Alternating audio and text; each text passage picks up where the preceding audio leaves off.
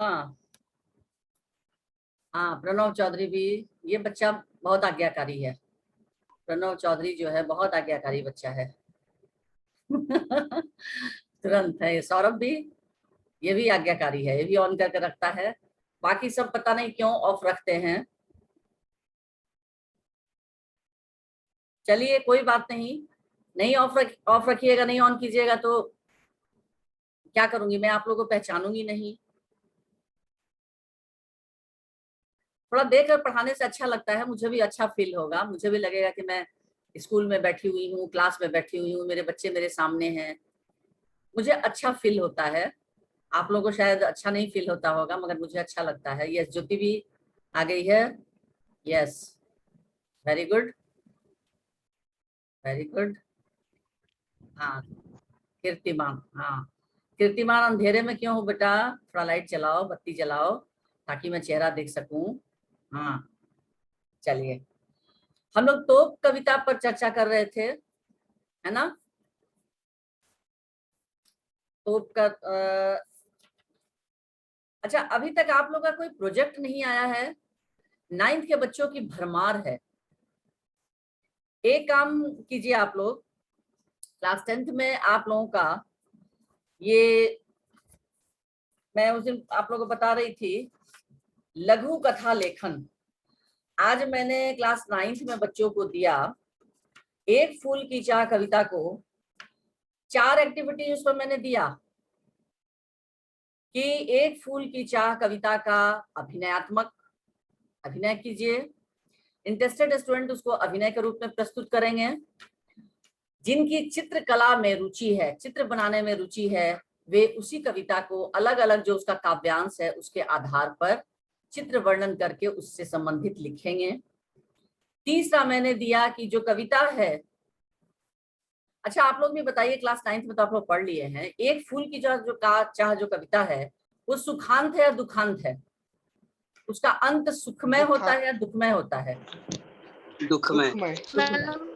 दुखमय। हाँ, तो इस तरह की कविता को हम कहेंगे दुखांत कविता, ठीक है, जिसका अंत बहुत दुखमय होता है। तो मैंने बच्चों को कहा कि अब इसी तरह से संबंधित एक फूल की चाह कविता को ही सुखांत, जिसका अंत सुखमय हो, सुखांत अंत हो, उस तरह की कविता लिखे।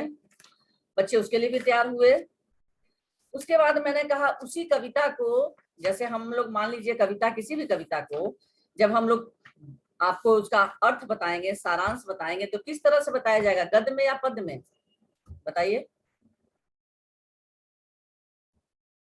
किसी भी कविता का सारांश जो है जब बताया जाता है तो गद्य विधा में बताया जाता है कि पद्य विधा में, यानी कहानी के रूप में उसको कहा जाएगा कि कविता के रूप में ही उसका अर्थ जब बताया जाएगा तो कहानी के रूप में। कहानी के रूप में। कितना समय लगा बताने में,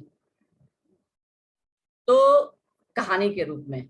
तो मैंने कहा कि अब इसी कविता को कहानी के रूप में आप लिखिए अपनी भाषा में, और उस कहानी का नाम आप सुखिया दे सकते हैं, लड़की का नाम चाहे तो मन करे तो बदल दीजिए, और इसी पर आधारित एक नई कविता कहानी आप स्वयं रचित करें।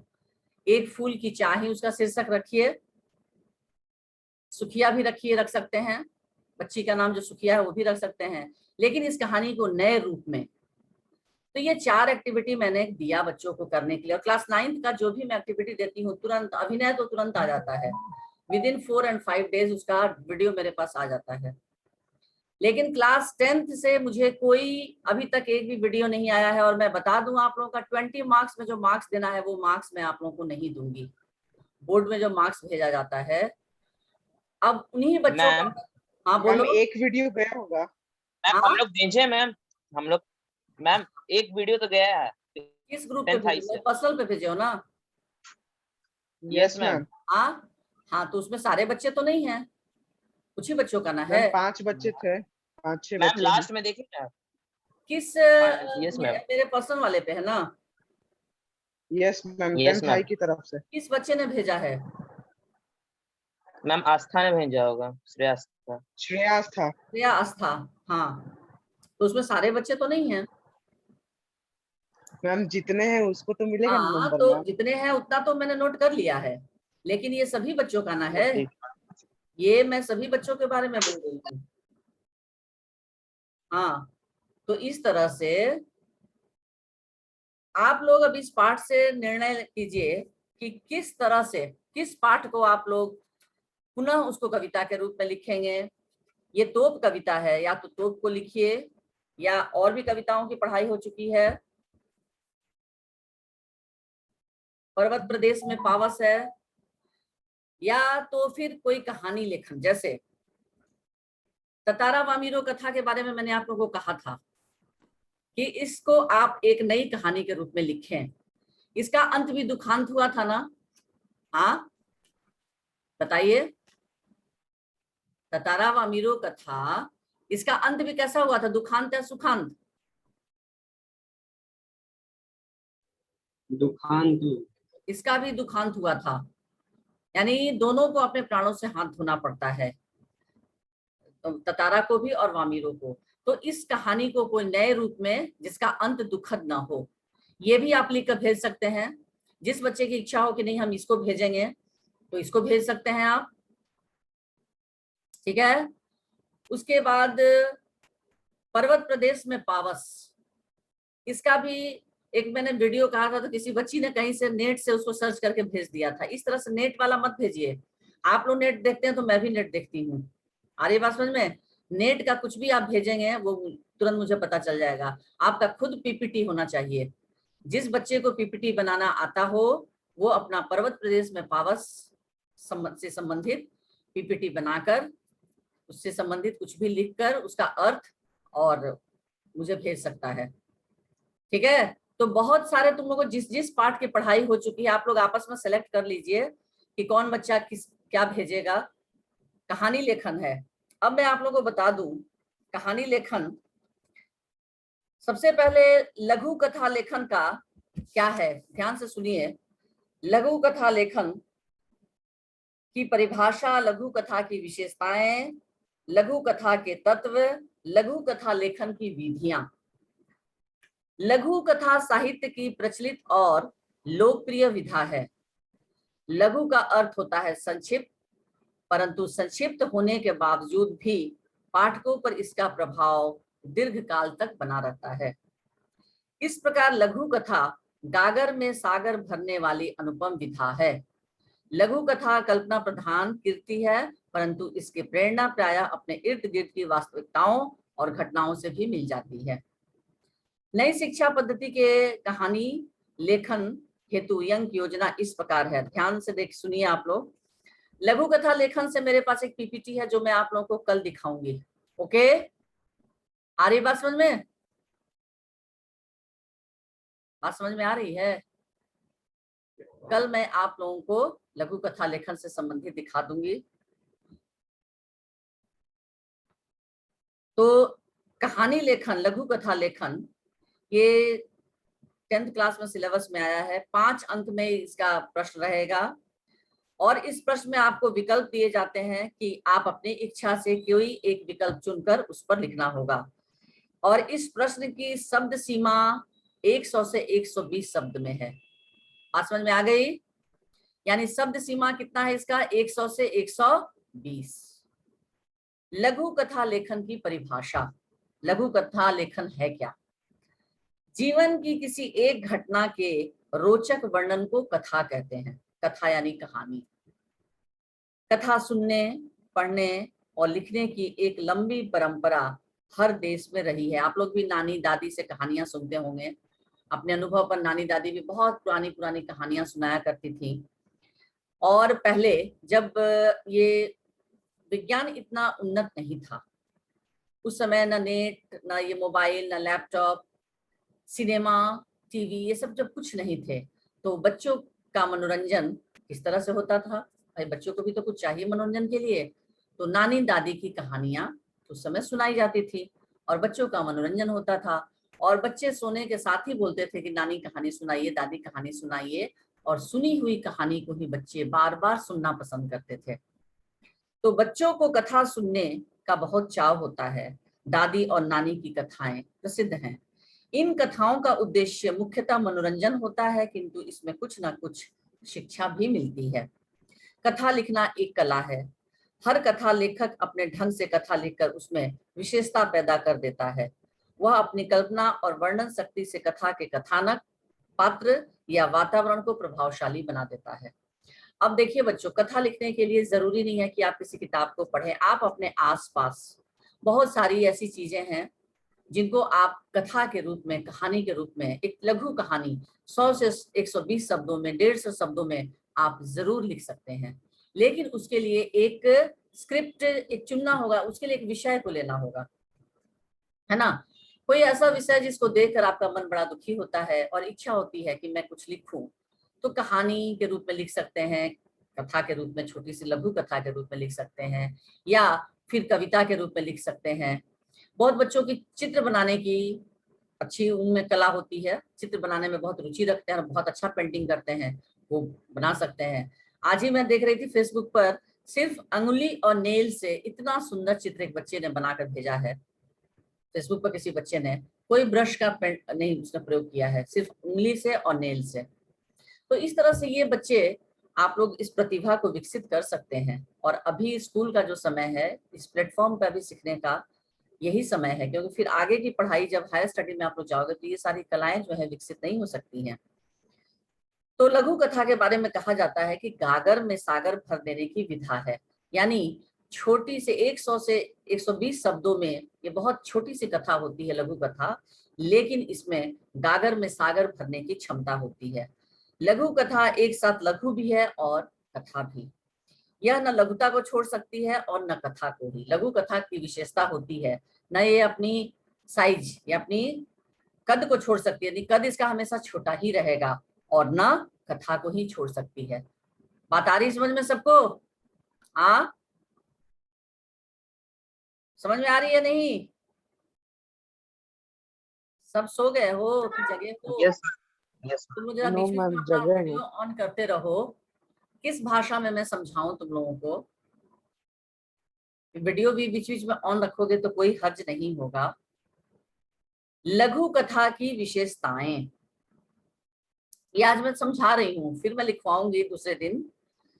लघु कथा के लिए सबसे पहले क्या होना चाहिए? कथानक। कथानक मतलब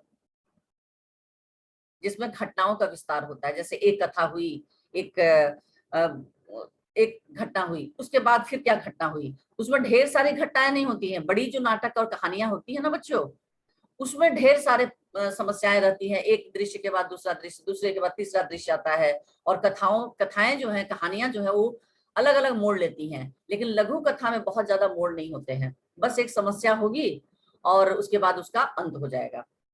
तो लघु कथा के कथानक में घटनाओं के विस्तार का अभाव होता है। इसमें घटनाएं जो है बहुत ज्यादा परिवर्तित नहीं होती हैं।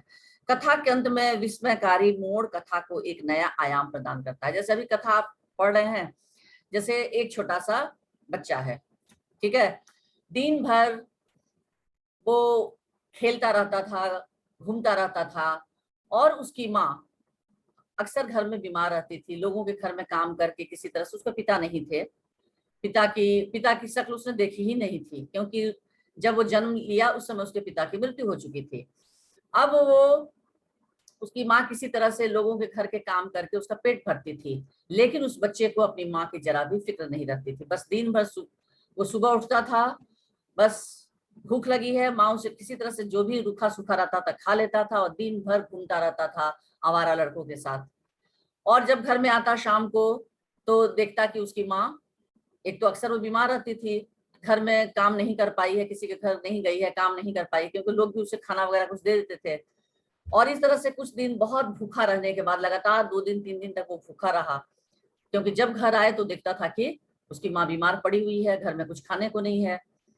एक दिन वह बहुत दुखी हुआ और उसने अपनी माँ से कहा कि अब मैं जब भूखा ही रहना है तो मैं कहीं बाहर जाकर कहीं काम करूंगा या भूखा रहूंगा, मैं तुम्हारे पास नहीं रहूंगा। यह बोलकर वो घर छोड़ देता है और चला जाता है अपनी माँ को छोड़कर।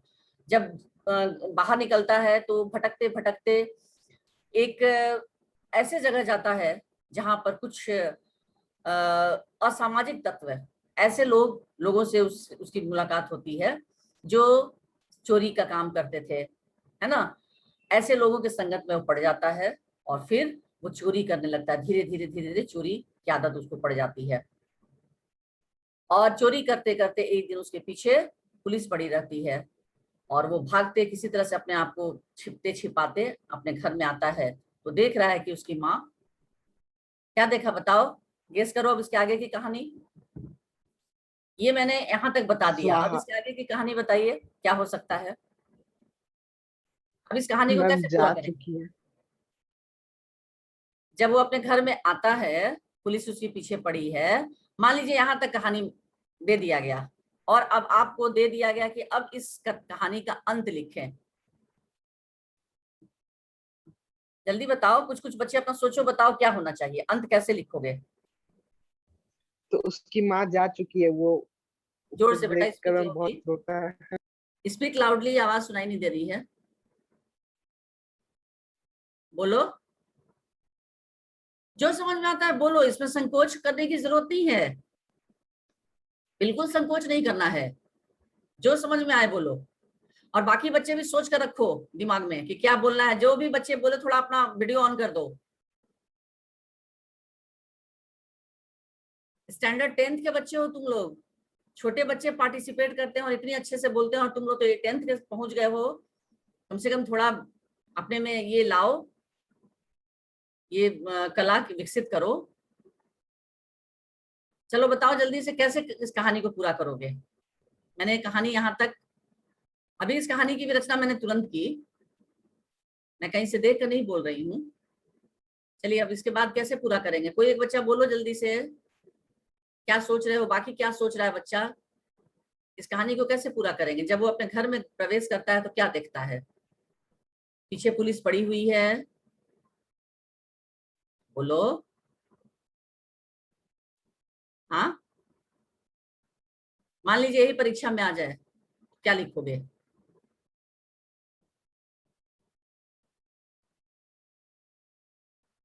बोलो पराशर, कीर्तिमान पराशर, बोलो बेटा, बोल के ऐसे लिख कर नहीं लिखो।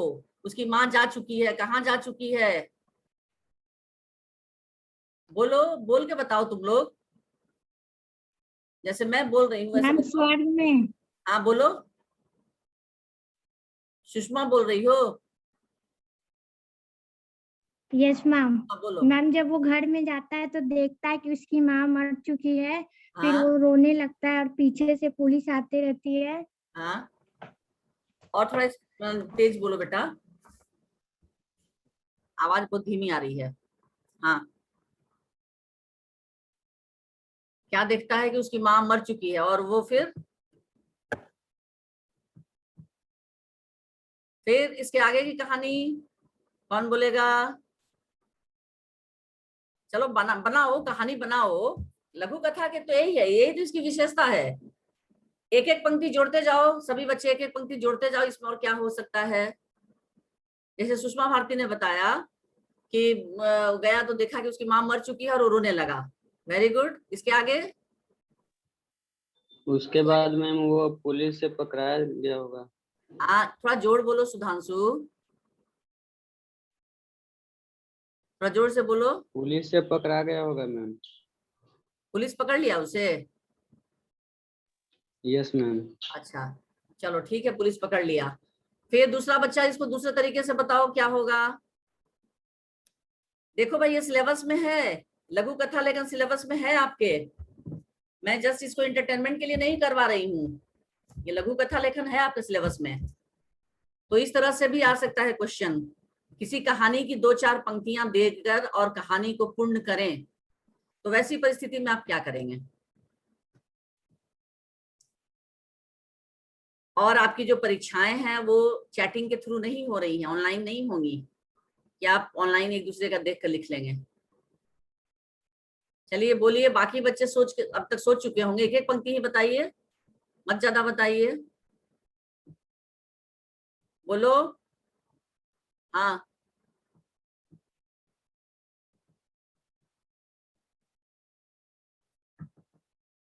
फर्स्ट टर्म में एमसीक्यू होगा, ये वर्स्ट कंडीशन की बात हो रही है। अगर ये आपका महामारी कंटिन्यू करेगा तब, ये आपका सीबीएसई की तरफ से आया हुआ है, ये कंफर्म नहीं है कि ऐसा ही होगा। For your kind information Sudhanshu, ज्यादा खुश होने की जरूरत नहीं है। ये 90 नंबर का और ये एमसीक्यू तब होगा जब ये स्थिति रहेगी तब। अगर स्कूल खुल जाता है, क्योंकि बाकी बच्चों का भी वैक्सीनेशन अब आ चुका है, वैक्सीनेटेड हो जाएंगे सभी बच्चे, स्कूल खुल जाएगा और परीक्षाएं स्कूल में ही होंगी जैसे होती हैं। इसलिए आप लोग ये मत इसको मानकर चलिए, ठीक है। ये सरकार का सुझाव है कि अगर ये कोरोना लिंगर करेगा और आगे जाएगा तब की बात है। 3rd फेज आने वाला है, सुधांशु को खबर आ चुका है ना सुधांशु? चलिए और आगे बोलिए। तब किसी को समझ में नहीं आ रहा है? कोई बच्चा नहीं बता सकता है? मैम आगे अब बोलो कीर्तिमान, क्या बोल रहे हो?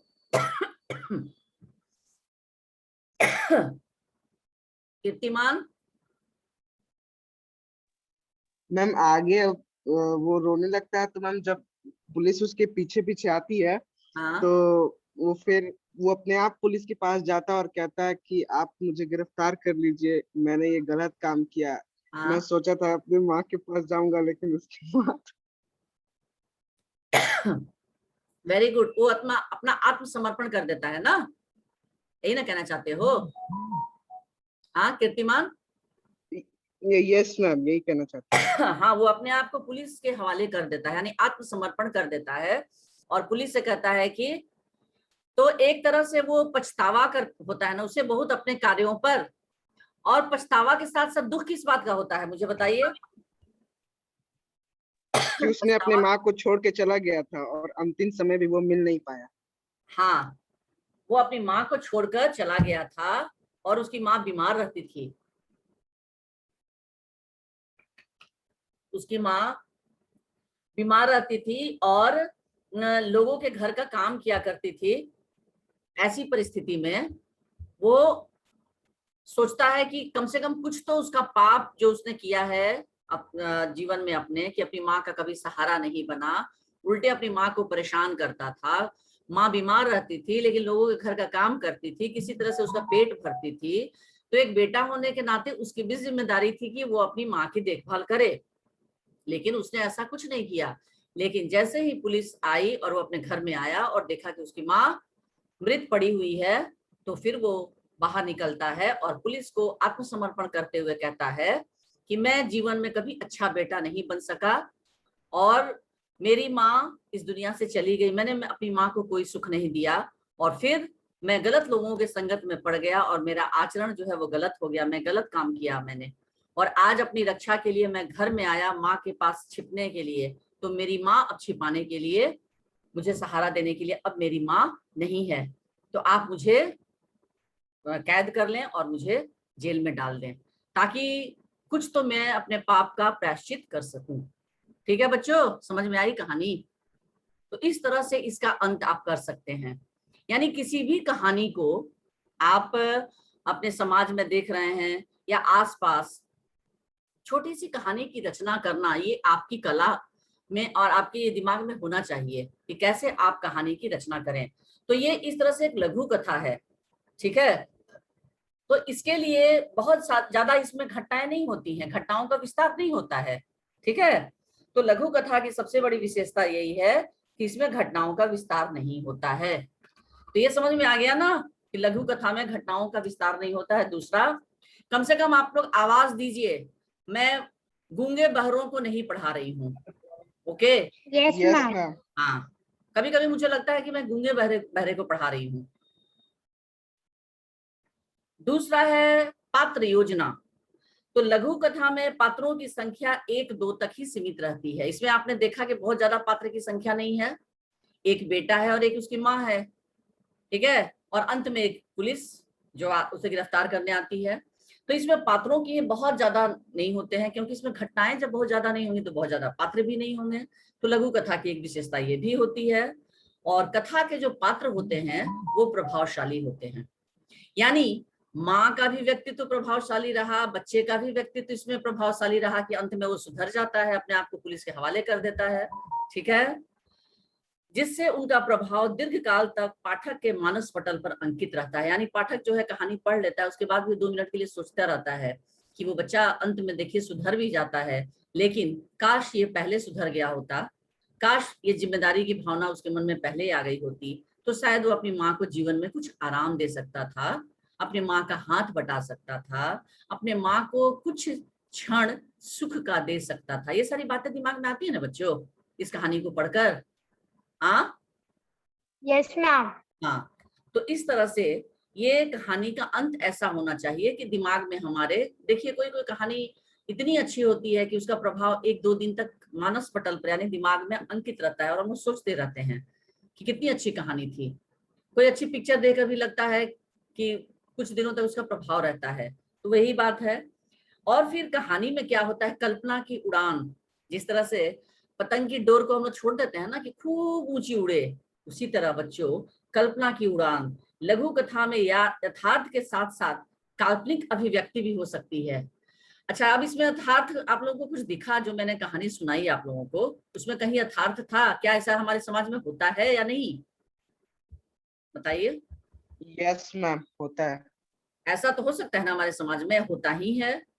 बहुत ऐसे बच्चे हैं जो युवक हैं, जो 17-18-20 साल के युवक, और बहुत छोटे बच्चे भी होते हैं जो दिशा भ्रमित हो जाते हैं, गलत लोगों के संगत में पड़ जाते हैं और अपने माता पिता की अवहेलना करते हैं, उनका निरादर करते हैं। और कुछ बच्चे इतने अच्छे होते हैं कि गरीबी के बावजूद भी वो अपनी पढ़ाई के प्रति भी फोकस करते हैं, पढ़ाई भी करते हैं। तो आप इसको भी आधार बनाकर लिख सकते हैं कि किस तरह से वो लगातार संघर्ष करते हुए भी माता पिता की भी देखभाल करता है, पढ़ाई भी करता है, अपने पैरों पर खड़ा होता है, अच्छा काम करता है।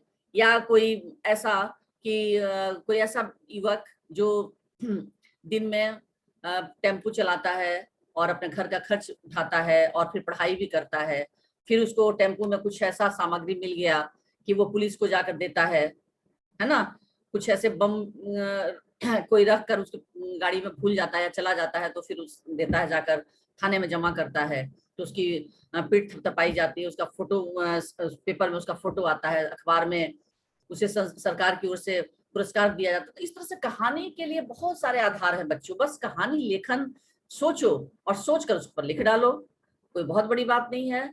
तो इसमें लघु कथा में यथार्थ के साथ साथ थोड़ी यथार्थ भी होनी चाहिए, लेकिन यथार्थ के साथ साथ थोड़ा मसाला भी होता है काल्पनिकता का, ठीक है। यानी बेस जो हम बनाएंगे थोड़ा यथार्थ और उसमें कल्पनाशीलता के थोड़ा मसाला डाल के उसको थोड़ा सा बड़ा करेंगे, ठीक है। लघु कथा में राजा रानी पशु पक्षी आदि काल्पनिक पात्र भी हो सकते हैं और काल्पनिक घटनाएं भी। यानी राजा रानी यानी पशु पहाड़ यदि आप ले रहे हैं, पक्षी, तो उसको आप काल्पनिक कल्पना के आधार पर उसको लिखिए, ठीक है। और पहले की कथाओं में अधिकतर राजा रानी और ये भगवान और पशु पक्षी हुआ करते थे, लेकिन आजकल की जो घटनाएं हैं, आजकल की जो कहानियां हैं लघु कथा, ये घटना प्रधान और भाव प्रधान, यानी ऐसी घटनाएं जो हमारे इर्द गिर्द हो रही हैं और भाव प्रधान उसमें, जिसमें भावना हो और उस कहानी से कोई ना कोई हमें सीख जरूर मिलती है, ठीक है। तो इस तरह की कहानियों का हमें चयन करना चाहिए। संक्षिप्तता, लघु कथा का सारा कलेवर उसकी लघुता में निहित होता है, यानी जैसा कि नाम से ही है, लघु यानी छोटा, यानी छोटे में ही उसका कलेवर यानी उसकी रूपरेखा छोटी होनी चाहिए और उसी छोटे में ही सब बातें आ जानी चाहिए। अतः संकेतात्मकता लघु कथा की शैली का विशिष्ट गुण है, यानी संकेत के द्वारा आपने बात को कह दी कि वो बच्चा जो है अपना आत्मसमर्पण कर देता है। यहाँ संकेत आपने क्या दिया कि वो पहले बच्चा जो है वो अपनी जिम्मेदारियों से भाग रहा था, अंत में उसे अपनी माँ की जब शव को देखता है, अपनी माँ के मृत शरीर को देखता है, तो उसका हृदय परिवर्तित हो जाता है और वो अपने आप को आत्मसमर्पण कर देता है। पहले तो छिपने आया था अपनी माँ के पास, और दुनिया की माँ, कहा जाता है कि बेटा भले पुत्र कुपुत्र हो सकता है लेकिन माता कभी कुमाता नहीं हो सकती है। उसे पूर्ण विश्वास था कि उसकी माता उसे बचा लेगी, लेकिन जब देखता है कि बचाने वाली माँ ही नहीं रही, तब फिर आखिर वो कहाँ जाएगा। तो इसलिए उसने सोचा कि इधर उधर भागने से बढ़िया है, पुलिस की गोलियों से मर जाने से अच्छा है कि अपने आप को आत्मसमर्पण कर दूं। तो इस तरह से बच्चों ये संकेतात्मकता जो है लघु कथा की शैली का विशिष्ट गुण है। शैली की दृष्टि में लघु कथा गद्य के समान सुगठित होती है, यानी इसको बंधा होना चाहिए। ऐसा नहीं कि कहानी कुछ और दिशा में जा रही है, कुछ और दिशा में जा रही है, और आप जो कहना चाहते हैं, जो संदेश देना चाहते हैं, वो संदेश आप नहीं दे पा रहे हैं। यानी हर कहानी का कोई एक संदेश होना चाहिए। जैसे इस कथा में है, इस कहानी में, कि वो सुधर जाता है, उसका हृदय परिवर्तित हो जाता है, ठीक है, और वो सोचता है कि मेरा जीवन जो है और नरक के समान, बद से और बदतर ना हो, तो चलो अपने आप को वो सुधरने का मौका उसे मिलता है, तो अपने आप को आत्मसमर्पण कर देता है। और बच्चों ये भी पता है कि यदि कोई जेल में कोई कैदी जाता है तो उसके अच्छे व्यवहार के कारण उसकी सजा भी कम कर दी जाती है। सुने हो तुम लोग या नहीं? हाँ, नो मैम। Yes ma'am. जैसे किसी को Yes, ma'am, सुना है। ऐसा होता है। अगर किसी को प्राण दंड की सजा मिलती है तो उसके अच्छे आचरण के कारण प्राण दंड को परिवर्तित करके अगर अपील की जाती है, उसका वकील यदि अपील करता है कि नहीं, इनके, या वहां का जो थानेदार होता है ना, जेलर जो होता है, अच्छे व्यवहार को देखकर उस कैदी के, वो क्या करता है, सरकार से सिफारिश करता है कि इसकी प्राण दंड की जो सजा है ना, उसको परिवर्तित करके उम्र कैद की सजा में परिवर्तित कर दिया जाए। और अगर किसी की उम्र कैद की सजा 20 वर्ष की है तो उसके अच्छे आचरण, अच्छे स्वभाव को देखकर वो क्या करता है कि सरकार से अपील करके जेलर उसकी सजा को 2 साल 3 साल कम करवा देता है। तो ये होता है। तो आप इस तरह से भी लिख सकते हैं कि जेल में कोई कैदी है जो गया है, खूंखार कैदी है, लेकिन वहां जाने के बाद धीरे धीरे, या कोई ऐसा व्यक्ति जिसको उसने कोई अपराध नहीं किया लेकिन वो निरपराध है और उसे सजा वो भुगत रहा है, और वो जेल में गया है, कोई उसको कुछ भी कोई पूछ रहा है तो कोई जवाब नहीं देता है, बस वो सबकी मदद करता है, जो अशिक्षित है वहां लोग जो पढ़े लिखे नहीं उनको पढ़ाता है। तो इस तरह से भी आप कहानी लिख सकते हैं, ठीक है। तो उसकी सजा कम करके उसे पहले ही रिहा कर दिया जाता है, फिर वो बाहर निकलता है तो समाज में एक अच्छा व्यक्ति बन जाता है अपने अच्छे कार्यों द्वारा। बाहर आकर जो काम उसने, जो गलत काम नहीं किए थे लेकिन उसके बदले में उसे सजा मिलती है, तो बहुत तो युवक जो है वो भ्रमित हो जाते हैं, वो बदले की भावना से आकर समाज में और ज्यादा आतंक मचाते हैं। लेकिन अब मान लीजिए किसी लड़के की आप कहानी लिख रहे हैं, कोई काल्पनिक नाम लिख दीजिए, लेकिन इसने ऐसा नहीं किया। उसने कहा कि ठीक है, मुझे जो भी सजा मिली वो मिली, लेकिन अब मैंने देख लिया जेल में जाकर कि किस तरह से बहुत ऐसे युवक हैं जो उन्होंने कोई गलती नहीं की लेकिन सजा काट रहे हैं। तब वो बाहर आता है और एक मुहिम छेड़ता है, एक अभियान चलाता है कि ऐसे कैदियों को, ऐसे हमेशा जब देश विदेश में जो भी हमारे राज्य में जो जेल हैं, जो कारावास हैं, उन कारावास में जाता है और ऐसे कैदियों की एक सूची बनाता है, उन लोगों से मिलता है कि जिन्होंने कोई अपराध नहीं किया और निरपराधी हैं और उनको सजा मिल गई है। तो ऐसे लोगों की सूची बनाकर वो उनकी तरफ से मुकदमा दायर करता है और उनके लिए लड़ाई लड़ता है कि ऐसे कैदियों को मुक्त किया जाए, है ना, यानी कैदियों के मुक्ति के लिए वो काम करता है। तो इस तरह से बच्चों कहानी को बना सकते हो तुम लोग। बात आ रही समझ में मेरी? हाँ, किसी एक कहानी को आधार बनाओ और लिखो। उसके बाद है उपदेशात्मकता, यानी उपदेशात्मकता लघु कथा का विशिष्ट गुण है। लघु कथा में कोई ना कोई उपदेश अवश्य होना चाहिए। तो ये है लघु कथा की विशेषताएं। अब उसके बाद है लघु कथा के तत्व। लघु कथा के 3 तत्व होते हैं। क्षणिक घटना, यानी घटना जो है क्षण भर में घट जाए। संक्षिप्त कथन भी उसके संक्षिप्त होने चाहिए। और तीक्ष्ण प्रभाव, उसका प्रभाव जो है वो तीक्ष्ण होना चाहिए। इनमें से कोई एक भी कमजोर हो तो लघु कथा प्रभावहीन हो जाएगी। कोई कथा जैसे पढ़कर ही लगता है कि अभी इस कहानी का अंत ये नहीं होना चाहिए, अभी इस कहानी को और आगे बढ़ना चाहिए, नहीं, इसका अंत इस तरह से होता तो ज्यादा अच्छा होता, ये बहुत अच्छा इफेक्टिव नहीं रही है कहानी। तो इस तरह से हमारे मन में आती है बात। तो ये तब आएगी बच्चों जब कहानी तुम लोग पढ़ोगे। तो कहानी पढ़ने के लिए आप लोग अगर पेपर घर में आता है तो आप लोग उससे, कोई भी बहुत सारे हिंदी मैगजीन हैं बच्चों के, आप लोग मैगजीन मंगाया कीजिए, उसको पढ़िए, आदत डेवलप कीजिए। इधर उधर से भी आपके पेपर अगर आते हैं घर में तो उसमें भी कहानी रहता है, उसको भी पढ़िए और ये डेवलप कीजिए भावना। या सोचिए, चिंतन कीजिए कि हम इस तरह से कोई अगर टॉपिक लेते हैं तो उसको हम कैसे कहानी के रूप में लिखें। तो ये बच्चा आप लोग आदत थोड़ा डेवलप कीजिए और इसको लिखिए, और लिख कर आप लोग इस पर मेरे पर्सनल पर भेजा कीजिए अपने नाम और क्लास सेक्शन के साथ कि ये कहानी मैंने सोचा है, ये लिखा है, ठीक है, लिख कर अवश्य भेजें, ठीक है। और शब्द संख्या 100 से 120 ही होना चाहिए। तो प्रोजेक्ट में आप ये भी कर सकते हैं, कहानी लेखन, और उसके साथ जिनकी इच्छा है कि हम ड्राइंग बना दें इससे संबंधित, और सोने पे सुहागा। ठीक है, बात समझ में आई बच्चों? हाँ, यस मैम।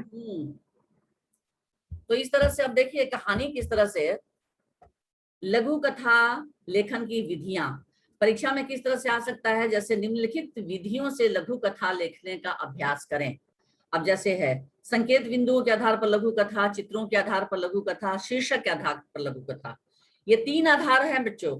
ये किसी भी आधार पर आपको लघु कथा लेखन दिया जा सकता है। जैसा कि सुधांशु बोल रहा है कि एमसीक्यू आएगा, लेकिन फाइनल में एमसीक्यू नहीं आएगा। सुधांशु समझ में आ रही है बात बेटा? ये आपका 5 नंबर का भी क्वेश्चन रहेगा फाइनल में। तो ज्यादा मत सोचिए कि कम से कम पढ़ना पड़े, कम से कम नहीं पढ़ना पड़ेगा, पढ़ना उतना ही है।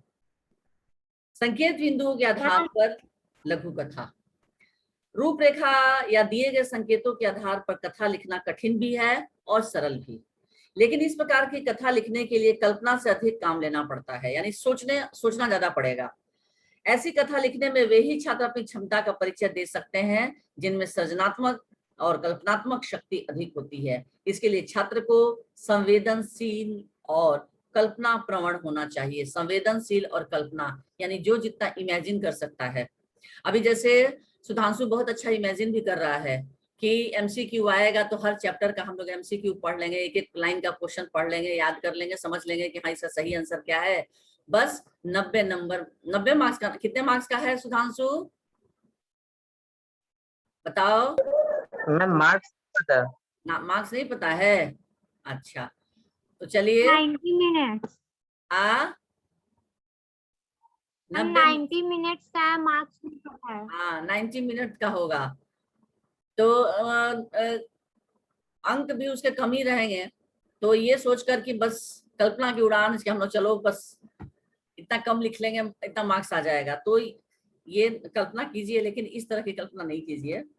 ठीक है, अब संकेत बिंदुओं के आधार पर जैसे दिया हुआ है, दिए गए संकेत बिंदुओं के आधार पर एक लघु कथा लिखिए और उसे मिलने वाली शिक्षा तथा शीर्षक, शीर्षक नहीं दिया रहेगा और शिक्षा भी नहीं दिया रहेगा। शीर्षक आपको खुद से लिखना है और शिक्षा भी लिखना है। जैसे बारिश का अभाव, ये शीर्षक है। एक भेड़